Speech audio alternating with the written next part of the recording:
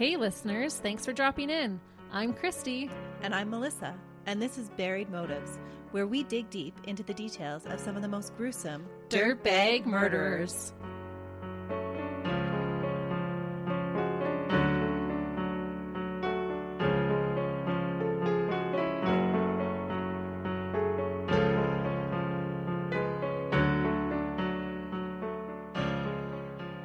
Hey listeners. Welcome back to Buried Motives. We're so glad you're listening again. Yes, thank you for coming back and listening again, especially when our podcast isn't necessarily perfect all of the time. Sometimes we make mistakes. We do. And recently, just in my very last episode on Gary Hilton, I had a couple of little mistakes in there. Nothing too major, but I believe I called the vehicle a Dodge Astrovan, and it should have been a Chevrolet Astrovan. A Chevy? Yeah. Isn't Chevy Chevrolet? Yeah. Okay. I'm like, am I getting it wrong again? No.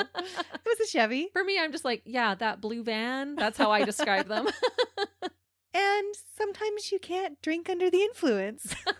You can drive while under the influence. Yes, when I was talking about Gary's arrest record and his criminal past, I said that he got arrested for drinking under the influence, which it was supposed to be driving under the influence.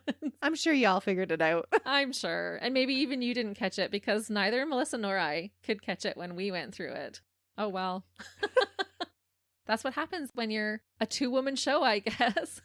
It's bound to happen. It is. So thank you all for being kind about my little mix-ups during that episode. Oh, and I'm sure it's happened before. This is just the first time we're noticing. Probably. But then as I was thinking about, I was washing my dishes and I was thinking about how I had said drinking under the influence. And I'm like, would that actually be public intoxication? No. Oh, come on, give me that. I'm going with public intoxication. I think it works. Okay, you go with that. And that's what makes our listeners so amazing is they love us with our flaws and all. Yep. But speaking of our listeners, we did want to give a couple of you a shout out. Yes, some of you have been absolutely amazing leaving us reviews, and we want to make sure that you know we notice. For sure. So we want to give a quick shout out to Nita96, Brittany, and Crocheted Runner. Thank you so much for the awesome reviews you left for us. It is so amazing to hear your feedback. Yeah, it really warms our heart and helps inspire us to keep doing what we're doing. So thanks again. All right, today's episode, Christy. Okay, well, last week we got to learn about the case that perked Melissa's interest in true crime. As I was thinking about it, I think one of the reasons why so many people are intrigued by true crime is because it's hard to reasonably fathom the things that we talk about happening in real life.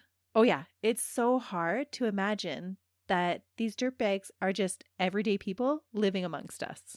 Yeah, and that their victims really have to go through these horrible ordeals. Mm-hmm. So today's case is not the case that got me into true crime. We might cover that one day. But this case is definitely one of those that is hard to imagine it actually happening. Our killer was only 13 years old when he brutally murdered a 4-year-old boy in 1993. No. I feel like this case will give us a lot to ponder and discuss. Can we blame his childhood for what he does? Or was he born a killer? Because of the nature of this crime, many believe that this teenage dirtbag might have become a serial killer if he hadn't been stopped in his tracks when he was. We will also be able to question how much time served is enough for taking another's life. Especially when you commit a crime like that so young. Mm-hmm. Ooh. Lots of different avenues for us to look at here. I'm excited. All right, so let's get into it. In a tiny village named Savona in Steuben County, New York, on January 22nd, 1980, a baby boy was born. And when I say Savona is a tiny village, I'm not kidding. Its population peaked in 1990 at 1,017 people. And its population in 2021 was only 684. That's like my hometown's population. Was it that little? Yeah. Wow. So everybody knew everybody. Mm-hmm. The boy who was born on that day was Eric M. Smith. He was born to a woman named Tammy Wilson. I was unable to find a name for Eric's biological father. Eric would later say that his father didn't want anything to do with him. He said he, quote, never really wanted me. So just your basic deadbeat dirtbag dad. Which never bodes well for the kids. It doesn't. On a positive note, Tammy's parents, Edie and Red Wilson, stepped up and were very involved in Eric's life growing up. They were one of the only soft places for Eric to fall. Red said about Eric, quote, "He would always come in and give us hugs and kisses. He loved being a comic, like clowning around." Edie added, quote, "He definitely wanted to be paid attention to." So he's an attention seeker. He craves attention because, as you're going to find out, he doesn't get a lot at home. Even from his grandparents? Well, he doesn't live with his grandparents. Oh, okay. Eric loved spending as much time as he could with his grandparents. There are lots of happy home videos of Eric spending time with Edie and Red. Unfortunately, this would not be enough to prevent the terrible tragedy that would eventually ensue. Allegedly, Tammy had 2 brothers who had drowned in an accident, but I'm unsure if she had any other siblings. And this could be why Edie and Red doted on Eric so much. Yeah. Eric's mom married a man named Ted Smith. He adopted Eric and his older sister. Reports suggested that they got married when Eric was still an infant, so Ted was the only father that Eric ever knew. Eric didn't find out until much later that he was adopted by Ted. And one account that I read said that he found out from another kid at school. Oh. Which would be quite a traumatic way to find that out. That is a traumatic way. Probably heard his parents talking about it and then teased Eric about it at school. So he grew up thinking that Ted was his dad. At the beginning. That's a huge shock to a psyche. For sure. I think it is important that your child knows that they're adopted, and that's just part of who they are. I think it definitely helps them with their identity. For sure. I believe that Ted and Tammy would go on to also have a daughter together when Eric was about a year old. I couldn't find a lot of information about his siblings, but from what I could tell, he had 2 sisters. So it was 3 kids within a short amount of time. I believe so, but don't quote me on it. I don't want to have to tell you my next episode that I messed up on the amount of kids. There just wasn't really a lot of information, but I'm pretty sure he already had a sister before Ted came along, and then they had a daughter together. Unfortunately, the addition of a father figure would not be a healthy improvement for Eric's life. Oh no. There are reports of much abuse being inflicted upon Eric and his sisters at the hands of their father and stepfather. So another dirtbag example of a man for Eric. Ted became physically violent with Eric. Ted himself had been abused as a child and grew up with alcoholic parents. According to Ted, he had almost been molested by an uncle. But my spidey senses think that he likely was molested, but was too embarrassed to admit it later. That's sad. Often the cycle of abuse just continues because once you're in that environment, you don't learn those proper coping skills or the way to break the cycle. Sadly, that's true, until one generation is able to break that cycle. Well, and often it takes multiple generations to break the cycle. It does, and it takes hard work. And what's really fascinating is that when we look at epigenetics, it actually takes 7 generations to change your genetic code when it's been influenced by stress. Oh, I totally believe that. That's how they say, too, you can be carrying generational trauma. Mm-hmm. The child and adolescent psychiatrist who interviewed Eric and his parents during the trial, Dr. Herman, said that Ted, quote, probably hit Eric much more than he admits. He also said, quote, that discipline in the family was quite harsh and quite physical. A neighbor stated that she once saw Ted grab Eric off the ground by his arm and kick him in the behind. She said that she saw Ted do stuff like that to other people's kids as well. She said, quote, a lot of people around here are afraid of Ted. Tammy was no exception to the list of people who were afraid of her husband. A family friend said that Tammy was afraid of Ted, but afraid to be without Ted as well. She said all her life she's had someone to take care of her. That's so sad. And that happens, I think, with a lot of victims. It's a rock and hard place situation for sure. Another neighbor later said that a lot of people around town thought that Ted should have been put on trial as well for his despicable actions. And I thought it's pretty bad when the whole village knows that you're a tyrant. Well, in a small village, that's just what happens, though. Yeah, because everybody knows your business. Sadly, Ted's behavior became even worse. Ted later admitted to molesting his own daughter. He denied molesting Eric, but Eric's later behavior would suggest otherwise, even though Eric would deny it happening as well. And I assume he was probably molesting all 3 kids. Tammy and Ted would later testify that Eric wasn't disciplined any differently than his sisters, which consisted of occasional spankings with a belt or by hand, according to them. No bootings? Not according to them. Oh. So right there, you know that they're not telling the truth. They're not. They're not being forthright at all. Many believe that Ted was embarrassed by his stepson's appearance and lack of athletic ability, and therefore bore the brunt of Ted's abuse. What was wrong with his appearance? So Ted was a strapping man at 6 feet tall. Eric would grow up to be only 5'3". Eric had red hair and freckles. He wore big glasses, and his ears were slightly malformed. They sat lower on his head and protruded. He had a speech problem and was also very slight in stature. He only weighed about 80 pounds. Tammy did take anti-epileptic drugs, specifically tridone, during her pregnancy, which could explain the low weight and ears. There are actually so many congenital diseases that have those low set ears and the low weight and the small stature. That's interesting. Mm-hmm. During the case, they did think it was the anti-seizure medication that she was on that caused that. Okay. Maybe new research would prove differently. The kids at school acted like little dirtbags themselves when they couldn't resist the urge to pick on Eric. As a result, Eric didn't have many friends to speak of. He felt more comfortable relating to adults outside of his home, likely because they were the only ones who were nice to him.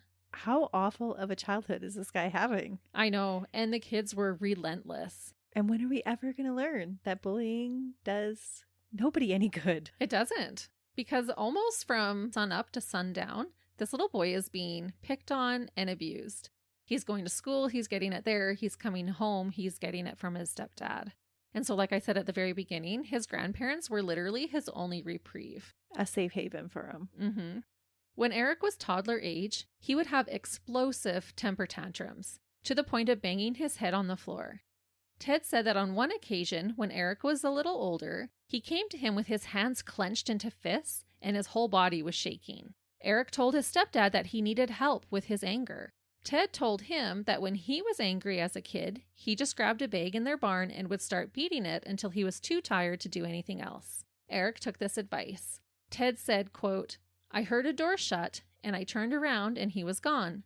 As I got to the window, he was coming back in the door and he was calm. And I looked down and I noticed his knuckles and his hands were kind of skinned up and bloody. I asked him what happened and he said, 'I hit the tree a couple of times.' So he seemed to be okay."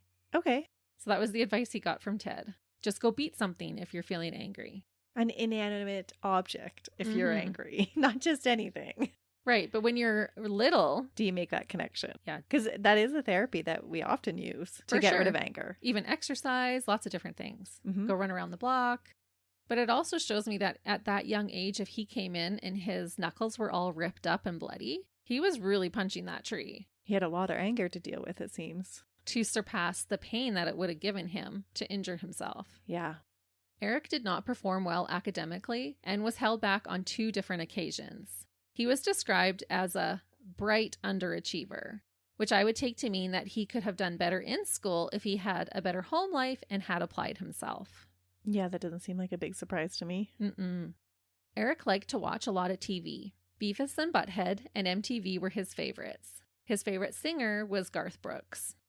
At a young age, Eric was drawn to what some would describe as dark books. He read a lot of Stephen King and Christopher Pike books, particularly ones that involved blood and violence, kids, and pets. Eric started smoking at age 9. That's young. It is. Unfortunately, he also started to hurt small animals around this time. That's not good. It's one thing to read about it and to enjoy those books.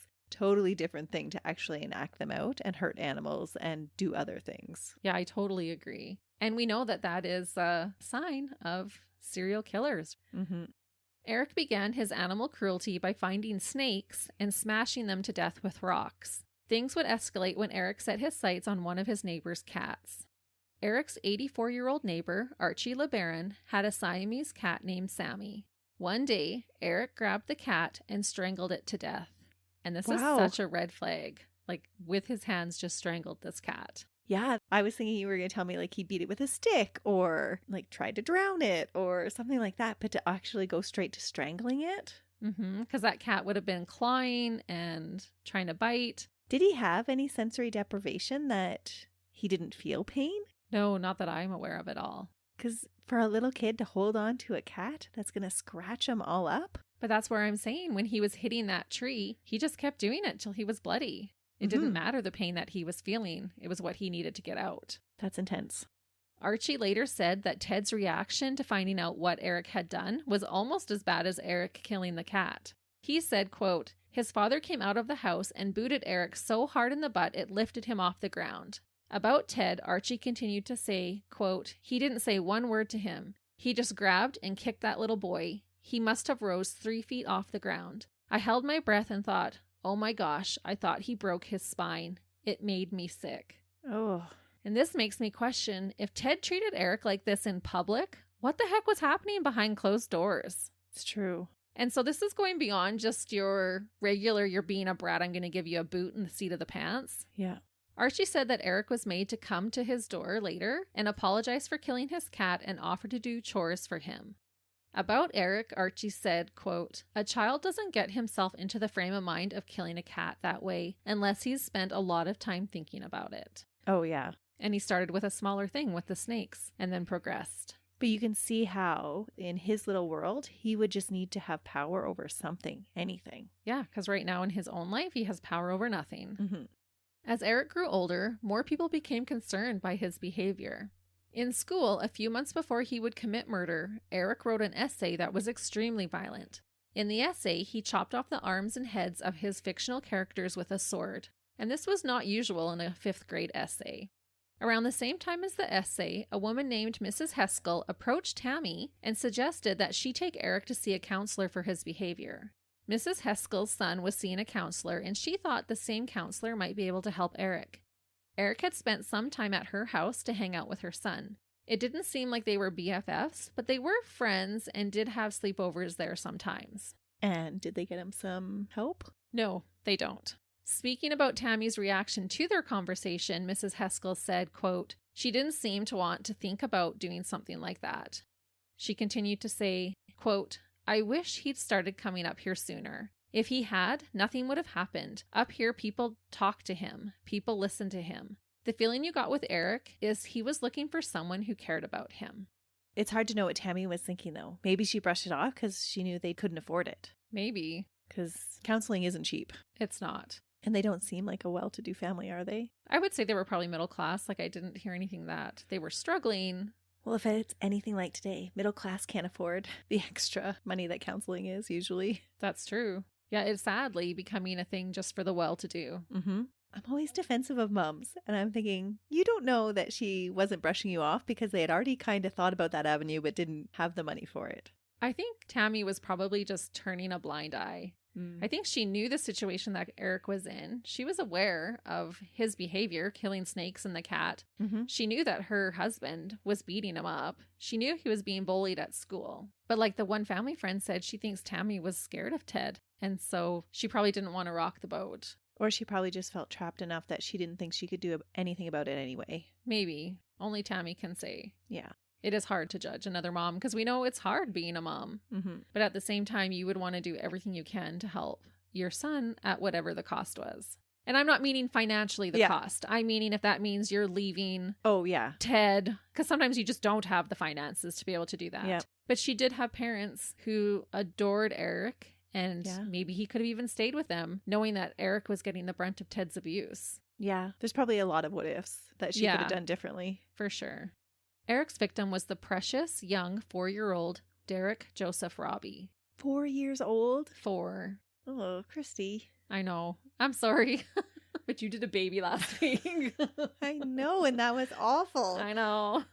We seem to go in waves where sometimes they're not so bad, and then we get into like some really bad cases, and then we come back out a little bit. My next case is kind of a bad case too, so just be pre-warned already. They're all bad. They are all bad. Some are just harder to listen to, especially ones about children. Mm-hmm. Derek was an all-American little boy who loved his family and had a passion for baseball. Derek's dad coached t-ball, and Derek loved to play. He would tell his mom that he was going to get a home run just for her, and he usually did. Aw, so sweet. Yeah, he's so cute. Derek was super friendly. He enjoyed sitting on his bike and waving to the cars that drove by. Derek's mother described him as her little firecracker. It was summer, and he was attending a recreational day camp less than a block from his home.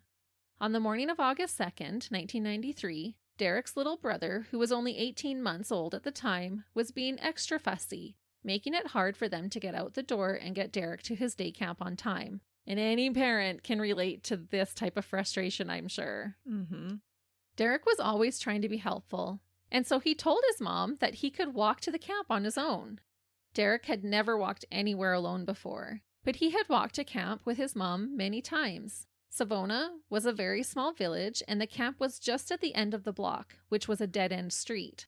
Derek wouldn't even have to cross the street to get there. It was literally just a little ways down the street from them. Plus, other kids would be walking in the same direction towards camp at the same time. Oh, no. Derek's mother, Doreen Robbie, recalls that Derek said to her, quote, "It's okay, Mom, I'll just go by myself." And she regrettably decided to let him go. How could she have ever guessed what would happen? She couldn't. And I put in here, please, no mom shaming in this situation. This was the 90s, and she did what a lot of moms would have done in her situation. Mm-hmm. And really just down the street. She could probably still see the end of the street. Probably. He didn't have to cross. It's a dead-end street. There's not going to be traffic. Mm-hmm. And all the other little kids are walking at the same time. Doreen said, quote, "He gave me a kiss, and I said, 'I love you.' And he says, 'I love you, Mom,' and went hopping off the sidewalk. It was the first time I've ever let him go anywhere alone. And it was the last time she'd see him alive." Oh, that is heartbreaking. I know. Melissa's tearing up, and I have to tell you, I teared up so many times while writing these notes. I'm not a helicopter parent, but that is awful. It is. Because we can put ourselves in her shoes. A lot of us moms would have probably let him go in that kind of a situation. And it's just down the street. Yeah. We wouldn't see that so much now, but in the 90s, it was totally a common thing. Mm-hmm. And just how heartbreaking that it was the very first time that she did let him walk by himself. And this is why parents have so much fear of letting their kids do these things today. Mm-hmm. It's because of stories like this. It's true. Derek never made it to the camp. He left his house at 9:15 a.m. that morning and would sadly be murdered just minutes later. What? In a cruel twist of fate, Eric had also been attending a day camp at the same facility. However, he had gotten into trouble twice that morning and was already sent home. Again, this was small town 90s, and so he was allowed to just hop on his bike and head home alone. Eric was fuming mad as he rode his bike away from the camp. That was until he set his sights on little Derek coming towards him. Oh no, and he takes out his anger by beating things. Mm-hmm. Eric stopped to talk to Derek. They were only 3 houses away from the entrance into the park where the camp was held. Eric told Derek that he knew a shortcut to the park through an open field. He convinced Derek to let him show him the way. Once Eric had lured Derek 73 meters, or about 80 yards away, into an area of trees, shrubs, and tall weeds, he decided to take the anger that he had been brewing inside of him for years out on poor Derek. No, that's not a just deciding. Like, that's not a, oh, I'm so angry, I just have to take it out right now. That's planning and conniving. To lead him off the path, that is evil. It is, and I totally agree with you, and that does come up later in the court. Okay, good. That's just not a rageful outburst. No, I don't think so either. That is what they try to claim, though, later. And I just find this so heartbreaking because Derek would have totally trusted Eric. It was another kid. Like, he even said, "It's okay, Mom, other kids will be out there." This time I decided that I'm going to read the court summary of what happened to Derek. Just a warning that it is very detailed and not easy to hear. And just a note as well that they refer to Eric as defendant. It reads, at 9:12 a.m. on Monday, August 2nd, 1993, 4-year-old Derek Robbie, carrying his lunch in a canvas bag, left his home to walk to a nearby park to participate in a recreation program. Several minutes later, on McCoy Street near the park, defendant, who was riding his bicycle, encountered Derek, whom he knew from the recreation program. According to the oral and written statements defendant gave to police 1 week later, defendant called out, "Hey kid," prompting Derek to turn around, at which point defendant, quote, "knew I wanted to take him someplace and hurt him." Defendant asked Derek if he wanted to go to the recreation program by way of a shortcut, but Derek said he wasn't supposed to. Defendant repeatedly assured Derek, "It's okay, I'm right here," then got off his bicycle and led Derek through a wooded vacant lot adjacent to the park. As the boys reached a secluded area behind an overgrown hedgerow, defendant put down his bicycle, let Derek go ahead of him, and then reached around and choked Derek's neck with his right arm. Derek dropped his lunch bag and kicked his feet and swung his fist in an attempt to get away. Defendant started to release Derek in order to readjust his grip and choke Derek with his hands. But because Derek began to gasp some air, defendant squeezed harder. After about 30 seconds, Derek no longer made any noise, so defendant figured he was dead and laid him on the ground. When Derek again began gasping for air, defendant dumped Derek's lunch on the ground, picked up a paper napkin, and stuffed it in Derek's mouth. Defendant then attempted to stuff a plastic sandwich bag in Derek's mouth, but pulled it out when Derek bit defendant's finger. Defendant picked up a small rock, kneeled over Derek, and struck him with it 3 times on the right side of the head. Picked up a large rock, and with both hands threw it 3 times on Derek's head. Then picked up another large rock and threw it twice onto Derek's chest and once onto his midsection. At that point, defendant took the drink from Derek's lunch and poured it on Derek's face. He then pulled down Derek's pants, took a stick, flipped over Derek's body, and, quote, put the stick up his butt. What? Defendant flipped over the body again, dragged it several feet to a rock pile, and left the area on his bike. After about 5 minutes, defendant returned to the scene to check the body. As defendant subsequently related to police, he wanted to triple check to make sure that the victim was dead. Quote, I was worried if he wasn't there, he might say something. However, I figured if he's dead, and I believed he was, I won't have to worry about anything. Defendant then left the scene. What? Mm-hmm. Okay, now I can see why you think he's been sexually abused. That is totally why I think he has been. Yep. And the amount of rage in that little boy. Yeah. And the whole spilling the juice on his face. Like, what was that about? Yeah, it was red Kool-Aid. Just trying to humiliate him? Like, I'm curious if an incident like that happened with bullies. Maybe. To him. Maybe. And some people thought he was trying to pour it into the wounds because he had hit him on the head with the rocks and that had caused wounds on his head. Or, like you said, I never even thought of that. Like, maybe it was bullies that had done it to him. Just so random. Mm-hmm. Oh, that poor little boy. A few more details that I feel are worth mentioning is that after Eric emptied the lunch bag that Derek's mother had packed for him that morning, he found a banana and decided to smash it. So there was just a smashed banana laying there. Like you said, the part of the murder where Eric sodomizes Derek with the stick totally suggests to me that Eric had been sexually molested at some point. The question, if Eric was molested, was brought up during the trial on more than one occasion, but was ultimately denied, even though it was proven that his sister had been molested by Ted, Eric's stepfather.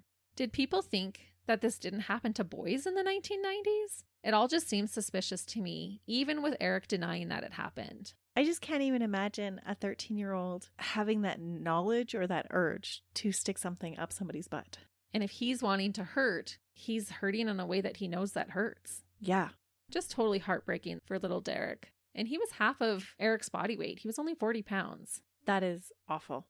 For some weird reason, Eric removed Derek's shoes and placed the right shoe by Derek's left hand and then placed the left shoe by his right hand.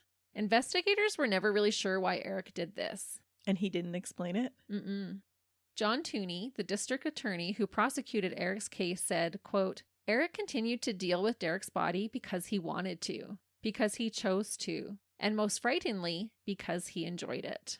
Oh. This entire ordeal only took between 5 and 7 minutes. Soon after Derek had left his house that morning, storm clouds had started to roll in. Derek's mother, Doreen, said that shortly after Derek had left, she suddenly felt a wave of panic.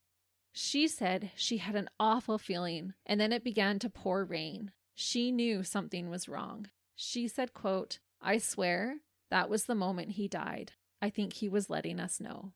Derek's father, Dale Robbie, said, quote, Derek was very close to us. If there was any way he could have told us he was leaving, he would have tried. That's eerie. It just gives me goosebumps. It's a mother's intuition, right? Yeah. And I believe she totally did know because it happened around that same time frame that he was being murdered. She just got this overwhelming, awful, anxious feeling. Oh. When Doreen went to the camp to pick up her son, she was told he never showed up that day. Oh, she didn't go out then when it was raining. There's mixed. Okay. Some say that she went right away, and then others say she waited a little bit and then went. Okay. Because she didn't know the awful feeling was because of Derek. No, but that was in retrospect, right? It was just right after she just had this horrible feeling come over her and she didn't really know. Well, she probably brushed it off into being like first time angst over letting your son go out by himself. Right. A storm just rolled in. Yeah. The baby's being fussy. You're already wired because of all those things. But it wasn't like the whole day. I believe it was for sure by 11 o'clock. Okay. But I cannot imagine what she felt in that moment to show up and for them to say, no, he never showed up. Just the pure panic and horror. Like, oh, it would be awful. Yeah, absolutely every mother's nightmare. Have you ever lost one of your kids in a superstore? Yes, at And Walmart. And it's an awful, awful feeling. It Like is. you try to remain calm and you're like, but I can't see them. Where did they go? Like, Yeah. what do I do? It's so big. Like, I can't imagine them telling her he didn't show up. Right. I would have been a puddle on the floor. Totally. And you're like, do I cause a scene? Like, what do I do? One of my kids used to hide inside the clothing racks. That's where mine always in too. Yeah. And so you're even looking up and down the aisles and you can't see. Mm-hmm. She quickly got sentenced to the cart after that. An investigation was immediately launched, and 4 hours later, Derek's lifeless body was found in the wooded area. Like we've seen in other cases, Eric joined in on the search for Derek, No. knowing full well where his body was and what he had done to it. What a dirtbag. And this totally gave me Mary Bell vibes. She Mhm. did that too. She helped look. News traveled fast, and the entire small village of Savona was frantically searching for a cold-blooded killer. Most villagers believed that the murdering monster had to be a man from outside of their town. You would never suspect a child, and definitely not one you knew. For sure not. Everyone knew everyone in their safe little village. No one was looking for a local, scrawny teenage dirtbag. Nobody would think that it was somebody from your town. Right, not a town that small that No. you know everybody. And with the things that were done to Derek's body, you would not be suspecting another child having done that. Not with those types of injuries. The extensiveness of them? Yeah, and the brutality. Yeah. Like I saw the evidence photos of some of the rocks, and some of them were, like I wouldn't be able to get both my hands around the rock. Ugh. They were large. Eric's own grandfather, Red, said, quote, "When this terrible thing was done, everybody, including myself, thought it was an adult. And how could anybody do such a terrible thing?" Police desperately searched for clues. Because the injuries occurred simultaneously, Derek's cause of death was classified as a combination of asphyxiation and blunt force trauma. 5 days after his murder, Derek Robbie was buried in the Savona cemetery, wearing his beloved baseball uniform. His family placed a ball and baseball bat inside the coffin with him. Over 150 people attended his funeral inside a church that was meant to only hold 100. Derek was only 2 months away from turning 5 when his life was taken. That is so sad. Eric went about his days, no doubt enthralled with all the commotion that his actions had created. Well, because he would have loved the attention. 4 days after the murder, he joyfully walked into the police station to ask if he could help in any way with Derek's crime. No, Eric, you've done enough. But again, this is common behavior for a killer. And I will note that his parents were also with him, and I believe his grandfather. It was hard to tell exactly who was, but I think they were becoming suspicious. And so they had said to Eric, let's go into the police and just see if we can help. That's how I took the situation. That they were thinking that something was up. That he might have known something. Oh, They weren't suspecting that he had done it, but that maybe he had known something. That he had seen something? Yes. And I'll kind of explain. There's a thing that happens with the neighbor that kind of makes them feel that way. But he was happy to go in. Let's go in and ask the police if we can help. Oh, that's so conniving for a 13-year-old. Yeah. John Hibsch was the investigator to speak with Eric. In retrospect, he said about Eric, quote, "He totally enjoyed it. Totally enjoyed it. Didn't want it to end. He's looking right at me. He's very upbeat, very happy. He likes the fact that he's being talked to." John Hibsch had no idea that he was face to face with Derek's killer, but he decided to question Eric a little bit and see if he saw anything. Eric denied seeing anything at first, but then, like on a whim, he changes his story and begins talking. He would have got a real kick out of telling his story and knowing that they didn't suspect him. Probably. But he doesn't confess at first. No, but just to tell the story and watch people's reactions to what he did. Yeah. John Hibsch said about Eric, quote, "He says, right across the street from the open field, and that's when I saw Derek. And when he said that, he about knocked me off the chair. He's putting him right on top of the crime scene. I mean, you've just got to walk across an open field and you're at the scene where the murder was." So the officer was not expecting Eric to say, "Yeah, I saw him right over here," because he's realizing that is really close to where the crime scene is. So Eric has now just placed himself at the crime scene. And was the crime scene public knowledge? I'm assuming that it would have been. Okay. Especially in a little town like that. And I just thought, can you imagine what was going through the officer's mind while speaking with this light as a feather, innocent looking kid? Because he totally looks innocent. He does not look like what you would expect a bully to look like. No, with the red face and freckles, he looks like a baby face. Yeah. He's got these beady little eyes, these great big, like aviator style glasses, the big stick out ears. Like he looks like a kid that's going to be picked on as opposed to one that's going to do the picking. Mm-hmm. Sadly. Why you always got to pick on red hair and freckles? Come on, you guys. They're of the devil. I got a spell on you. John Hipsch asked Eric if he recalled what Derek was wearing that morning when he saw him. Eric was able to describe his outfit in detail to the officer. He even mentioned the lunch kit that Derek was carrying with him. He said it was kind of cool. In the crime scene photos, it looks like a cloth, troll-themed lunch bag. There's pictures of it in the evidence log.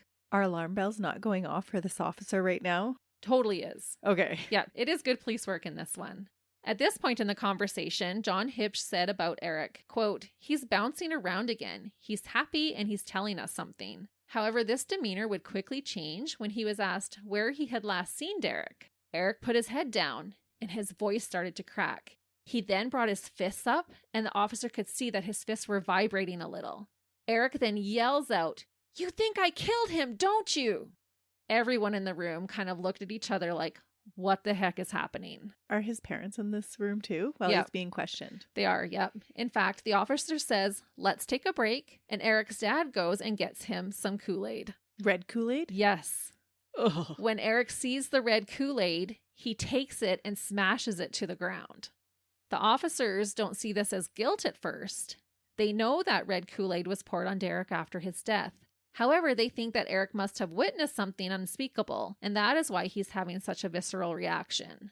Officer John Hipsch said, quote, "I'm thinking this kid has seen something that's very traumatic, and there's a block in there, and I can't get around it." And that's what you would think because it's a would. child. Yes, Ugh. totally what you would think.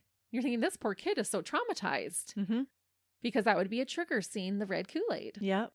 Eric's grandfather, Red, shared this sentiment. He said he knew that Eric was hiding something. He said, quote, "In no way did we feel he had done it, so we felt that he knew something.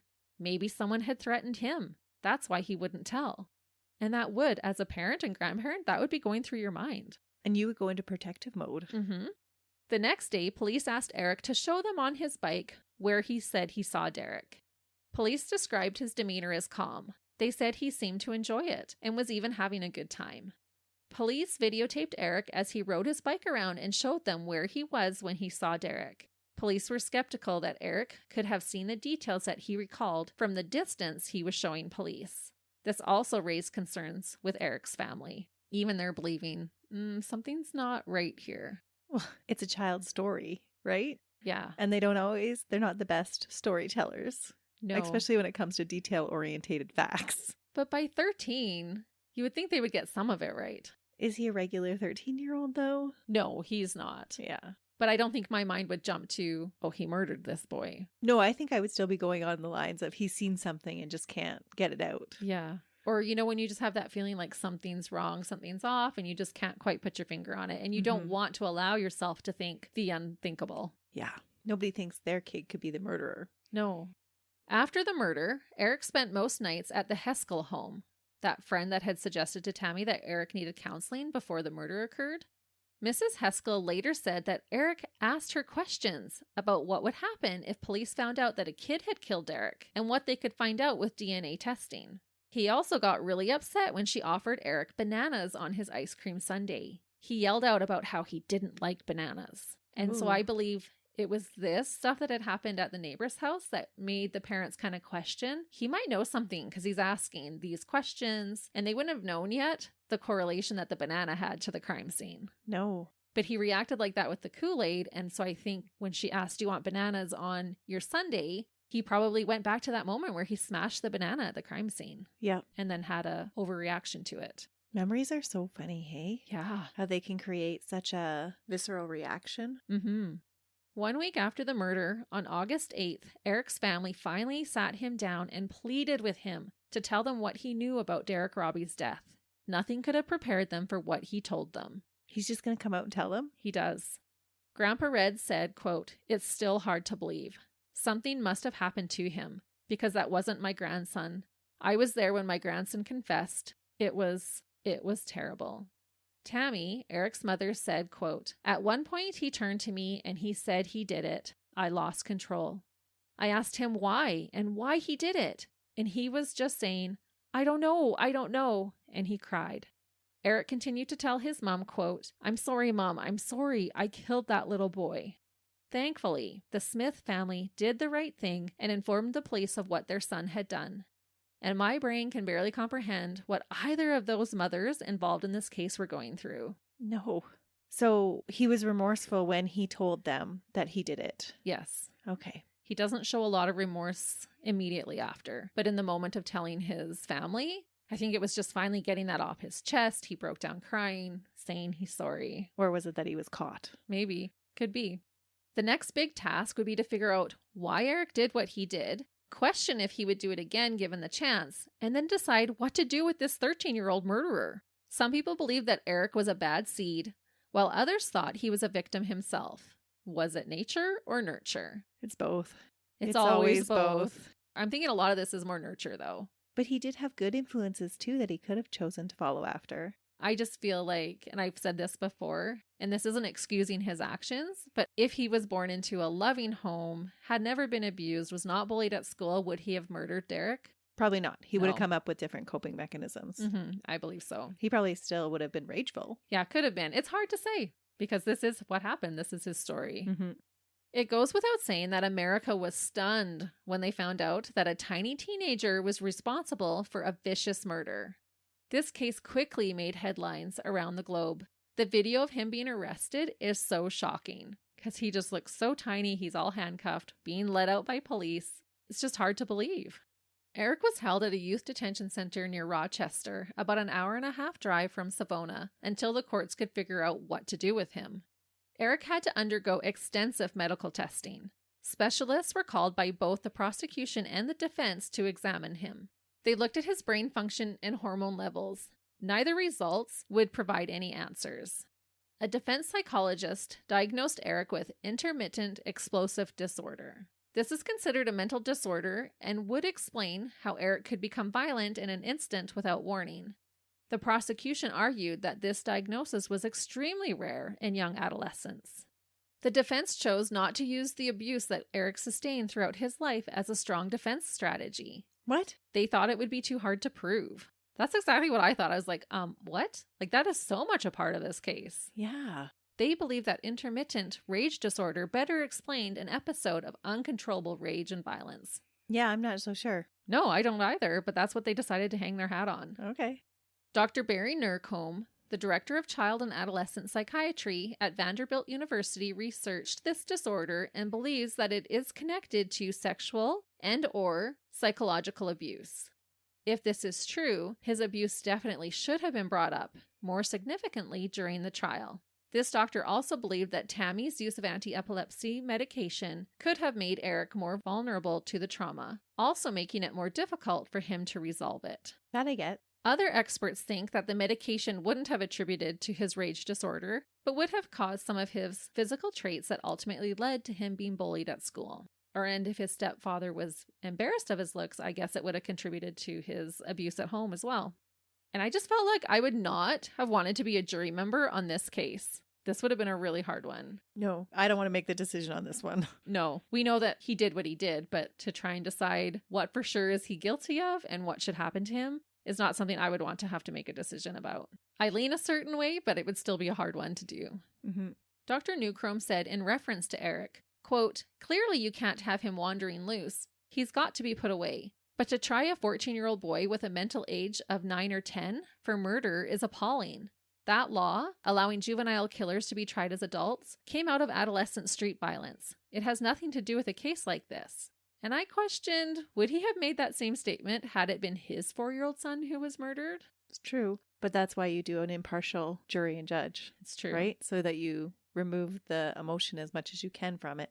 When did they come up with that testing that his maturity age was less than his actual age? Well, he had undergone extensive testing, and it was during that time that they had come up with that. And he's calling him a 14-year-old boy right now because it's a whole year later by the time this is going to trial. But then was it emotionally he was at a 9-10-year-old level, or was it intellectually? He said a mental age of 9 or 10. So you maybe don't a know. combination. Yeah.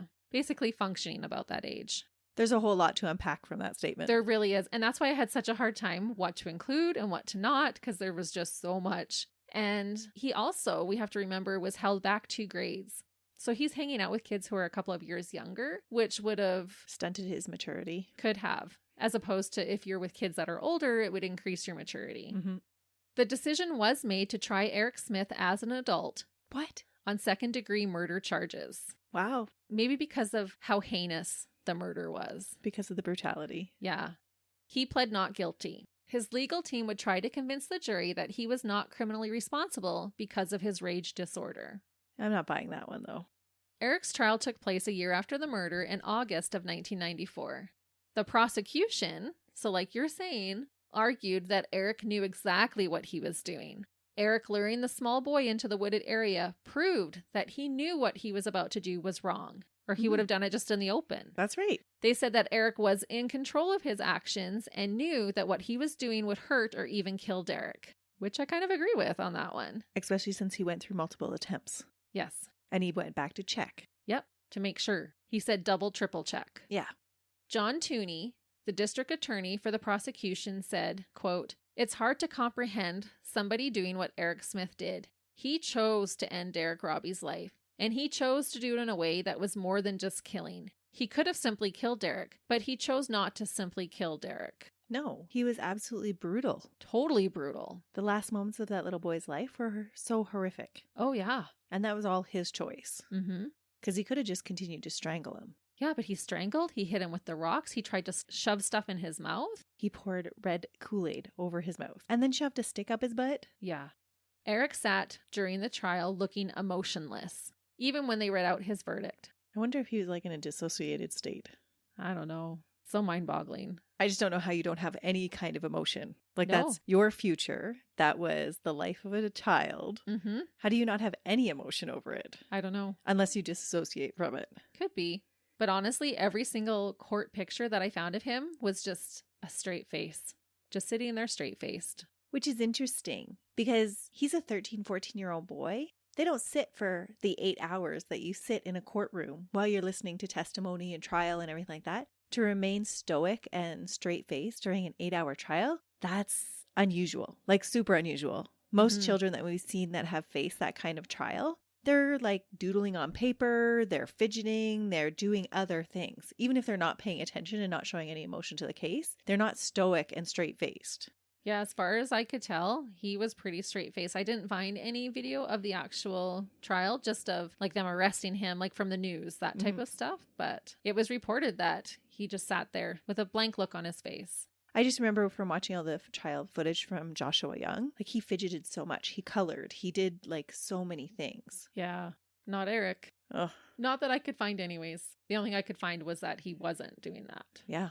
Which is super unusual. It is. Which makes me believe, okay, something is going on here with this kid. Mm-hmm. The jury deliberated for hours and finally reached a decision very late at night.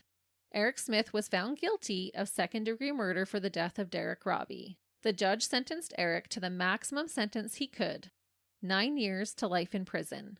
Until he turned 21, Eric was sent to a juvenile detention facility.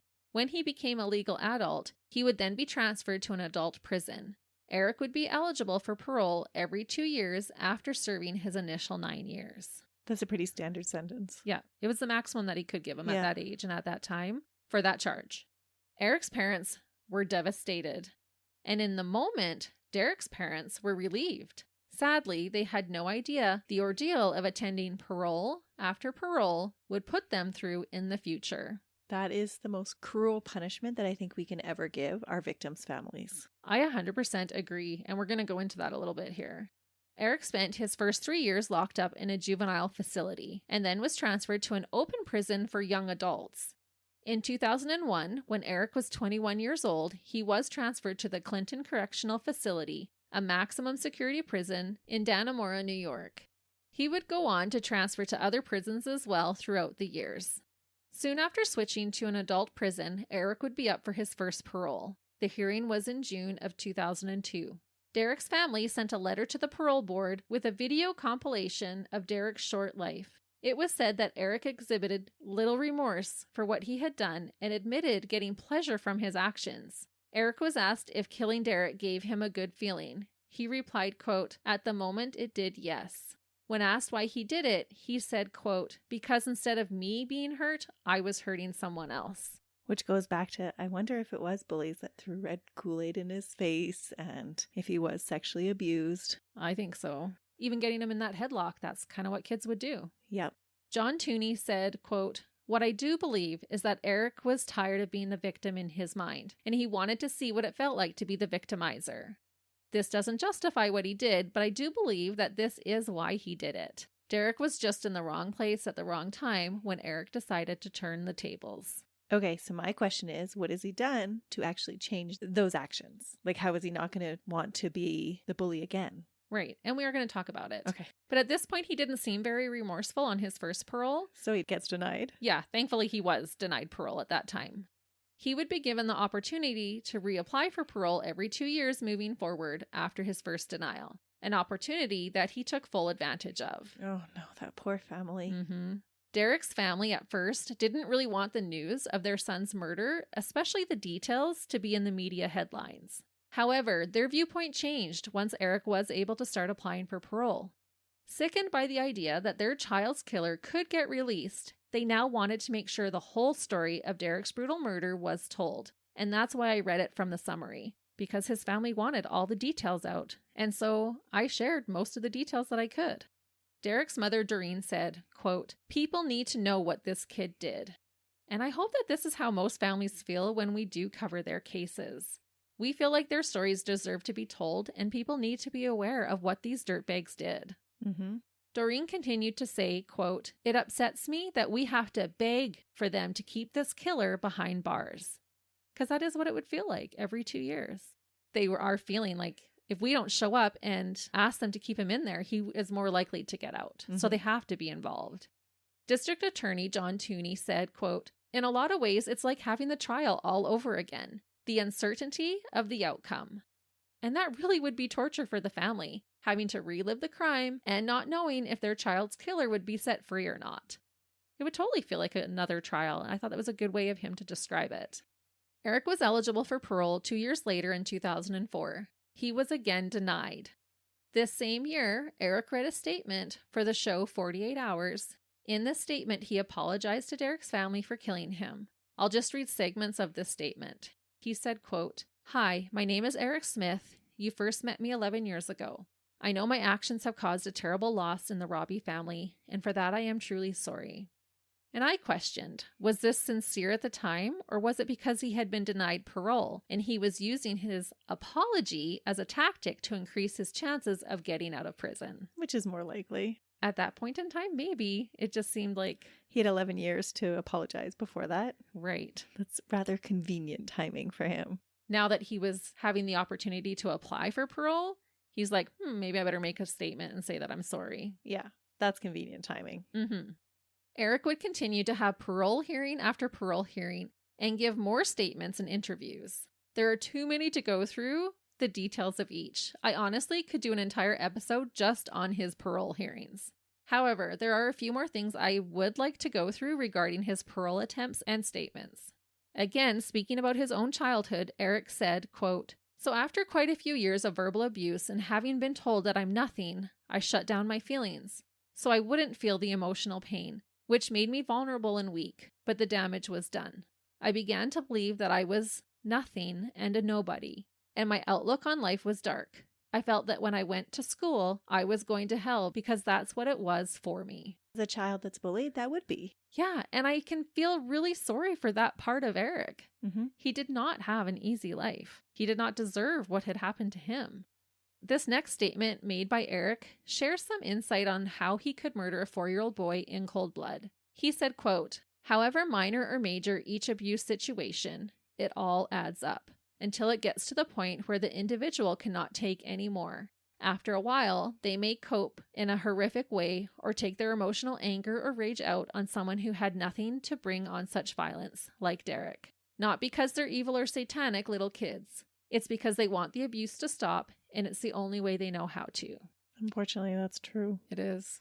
And I don't know if that's how they can explain it as a intermittent explosive rage, because he had just got kicked out of camp and he was fuming and then found a victim. Eric continued to say, quote, "I've tried to think as much as possible what Derek will never experience.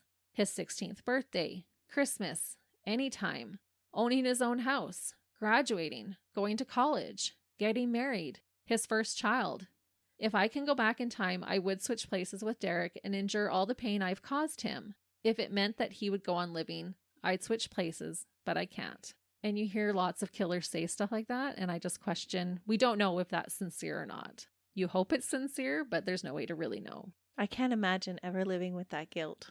No, me either. Especially because if he was functioning at 9 or 10 at that time, and now as he's growing into adulthood, I think the gravity of what you have done would eventually start to set in. Because he's not a psychopath. No, and hopefully he's received some treatment for the abuse that he's received. And it sounds like he's getting more and more insightful with each of his statements. I think so. I would agree. District Attorney John Tooney said many things about Eric. It sounded like he may have attended all of Eric's parole hearings. We know it's hard for families of victims, but he has said it's also hard for those who worked on the victims' cases. Well, they fought so hard to get a conviction, and now just to see it every 2 years Yeah. come up for review, that would be hard. And working on a 4-year-old murder charge would be a hard one. Mm-hmm.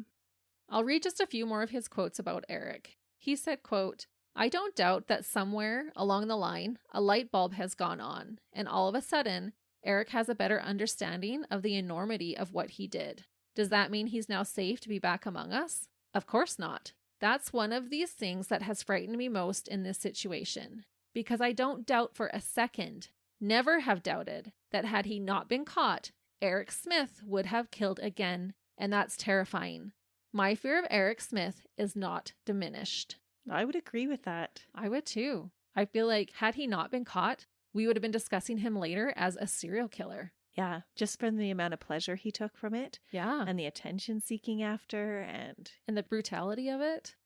But this is also where it gets tricky. Do I believe Eric is sorry? Possibly.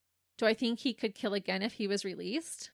Maybe. probably. But I do agree with John Tooney that Eric would have killed again in his youth if he hadn't been stopped. So he did need to be incarcerated. Mm-hmm. So are you thinking that he doesn't need to be now? No, I'm thinking that he does. Okay. But it's still hard because when you do something like this at 13, do you spend every last day of your life behind bars? Well, no, but what kind of reform have you went through? Where is the guarantee? Exactly. So recently, on October 5th, 2001, Eric attended his 11th parole hearing. I thought, what a nightmare for all of those involved. 11 times they had to go to parole. This time, Eric was granted parole. What are the stipulations on his parole? Well, he has already been released this year. On February 1st, 2022, Eric Smith walked out of Woodburn Correctional Facility a free man. He served a total of 28 years for the tragic murder of Derek Robbie. And that's where I ask, was that long enough? Should he be out? It's a life sentence here in Canada. It is. It's more than a life sentence here in Canada. Yeah. A life sentence is 25 years. He did serve 28. Should he be allowed the opportunity to be back in society? What are the stipulations of his parole? He stays on parole for the rest of his life. Does he have to have wellness checks? He did go through extensive counseling and anger management and all that kind of stuff while in prison. He did participate in all of that. And does he have to continue? I didn't find any stipulations on that. That's where I feel parole always falls short, is because, yeah, sure, they did all of this work, but they also didn't have all the stresses of being out of jail as well. Right. And so they need that continued support. If you're going to say that you're going to reform somebody, they need the continued support out in the general public. And there might be, to be honest, I'm just not sure. Hopefully there is. Hopefully. Derek's parents were interviewed after Eric was released from prison. Doreen said, quote, "I understand why after so many years they decided to give him a chance. And that's fine. You know, for him and his family. You know he's been released, but in a way so have we. No more parole. I can get on with our lives. Now the true healing can begin.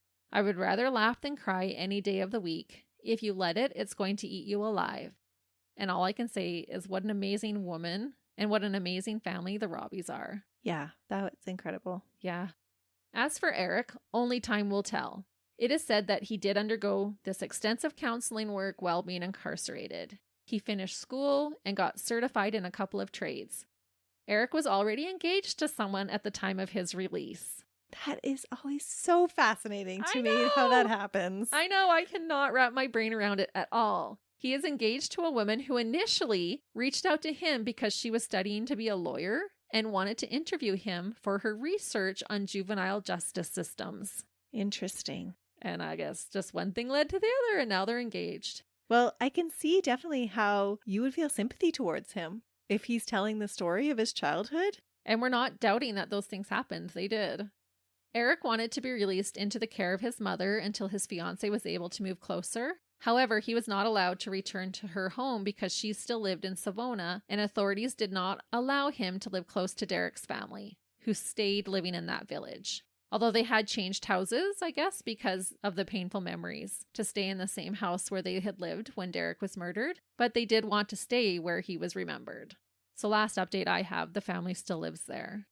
Eric said he wants to hold down a job, get married, and pursue the American dream. He has also said that he would love to be able to counsel with kids who have been bullied. He believes that he would be an asset because he is uniquely qualified to counsel bullied children and would love to be allowed to contribute to research involving why children kill.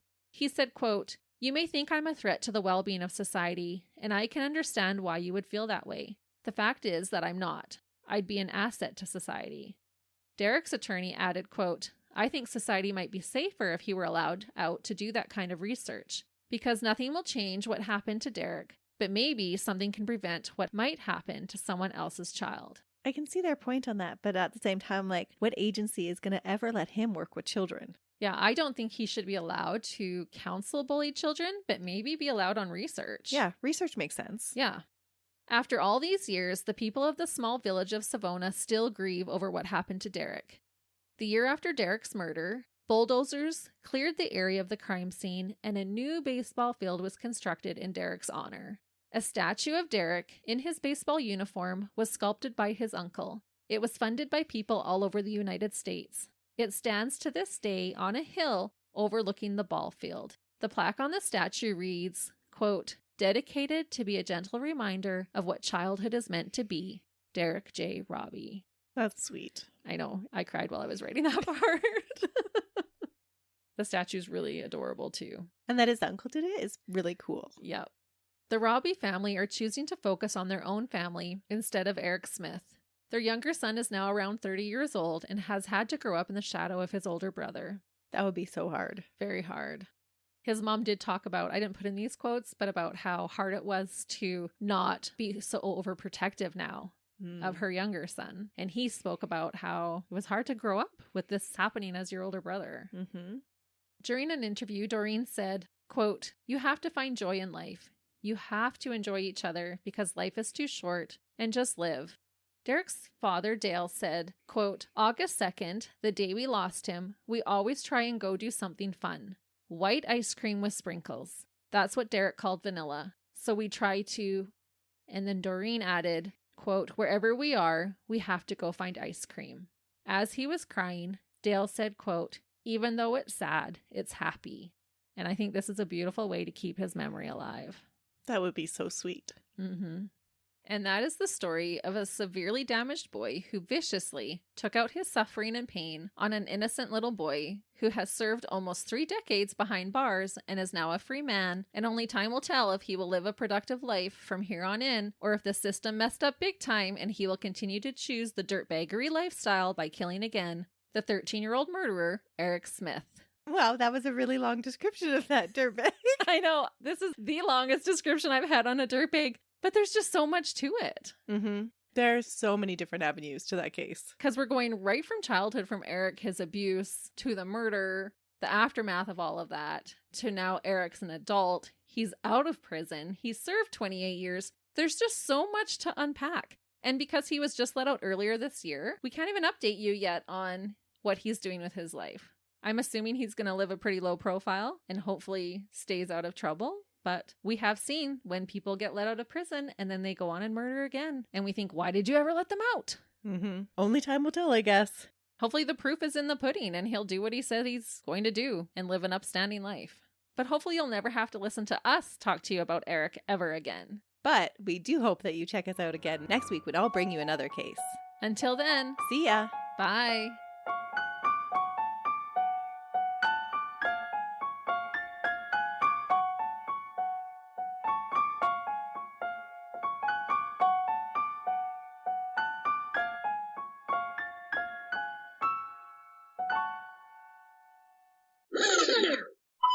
I have nothing in front of me. I'm feeling naked. A bunch of weirdos. We're special sometimes. Yes. Little dinglings. Is that how we're going to start? We didn't even do Hey Listeners yet. I know. Like, I don't know how that happened. And I even wrote it wrong in my notes. I was just like, My eyeball is twitching. I'm just like, I look awesome all the time. you do. Humana, humana. Red hair means they're of the devil. Didn't you know I have my ginger locks from bathing in the blood of my enemies? Oh. No, not with the infliction of not with those types of Injuries. injuries, not injuries. Okay, gotta suck back the tears.